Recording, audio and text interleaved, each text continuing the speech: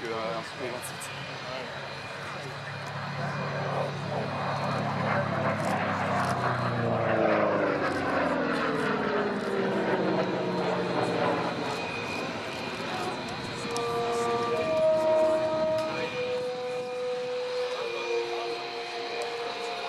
Et oui, le P-47 Thunderbolt est l'un des principaux chasseurs américains de la Seconde Guerre mondiale et il excellera dans la mission d'escorte de bombardier.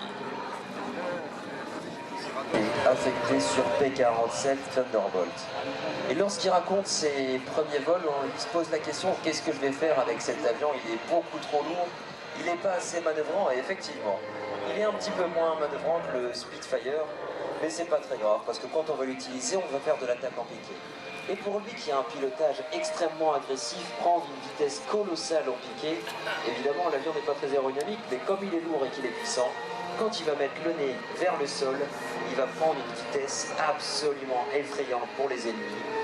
Et finalement, le P-47 allait totalement convenir au style très agressif pour défendre des bombardiers que pour effectuer de l'attaque au sol. Et d'ailleurs, là aussi, c'est absolument fabuleux d'avoir toutes ces vidéos prises depuis le canon de l'avion, ces fameuses gun-cam qui ont été d'ailleurs, grâce à l'intelligence artificielle qu'on a aujourd'hui, ces gun-cam ont été remasterisées, elles ont été passées en HD et on peut voir comment ces pilotes-là pilotaient.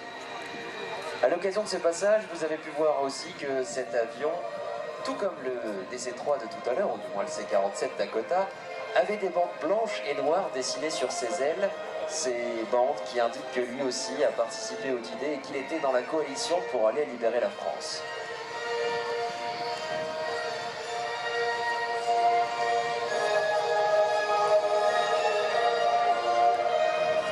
Et alors parmi la somme d'avions qui étaient déjà présents aux États-Unis, pourquoi avoir choisi pour Republic Aviation de se lancer dans la construction de ce chasseur?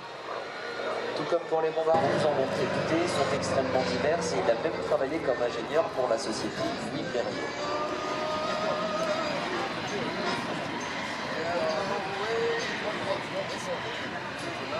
En étoile, en plus de faire plus de bruit, eh ben, il est plus solide. Cet avion